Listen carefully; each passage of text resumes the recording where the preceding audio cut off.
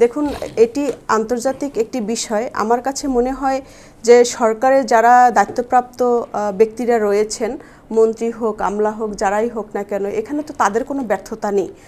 কিন্তু আমরা যেটা দেখি, যারা সরকার দলে থাকে সবসময় তাদের চোখে সব কিছু গ্রিন থাকে, সব ওকে ওকে ওকে। আর যখন তারা অন্য কেউ যখন বিরোধী দলে থাকে তখন তারা আবার সবাই রেড মার্ক দেখে, সব ক্রস ক্রস ক্রস। মানে এই চশমাটা যে বাংলাদেশের মানুষ, বাংলাদেশের যারা দায়িত্বপ্রাপ্ত যারা মন্ত্রী আমলা রয়েছেন, তারা কবে যে খুলবে আর কবে জনগণের কপাল খুলবে, সেটি আমার একটা প্রশ্ন রয়ে যায়। আমি দেখেছি যে শ্যামা ওবায়েদ আপা তিনি সংসদে বলেছেন যে জ্বালানির কোনো সংকট নেই।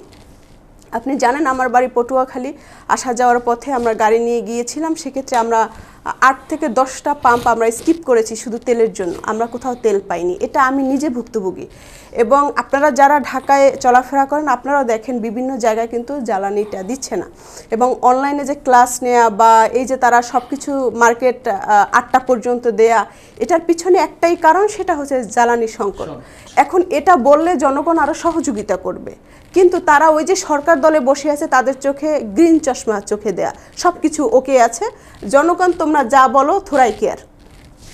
আর বিরোধী দলে যারা রয়েছে তারা সরকারের কোনোই গুণ দেখে না, সবই দোষ দেখে, সব কিছুতেই রেড মার্ক, একেবারেই সব কিছু ক্রস। এই বিষয়টা থেকে বের হয়ে আসতে পারলেই বাংলাদেশের উন্নতি হবে, জনগণের উন্নতি হবে। আমি মনে করি তাদের এই দীর্ঘ 17 বছরের এই ভুল থেকে শিক্ষা নিয়ে তাদের নিজেদের কারেকশন করা উচিত এবং সাদাকে সাদা, কালোকে কালো অবশ্যই বলা উচিত।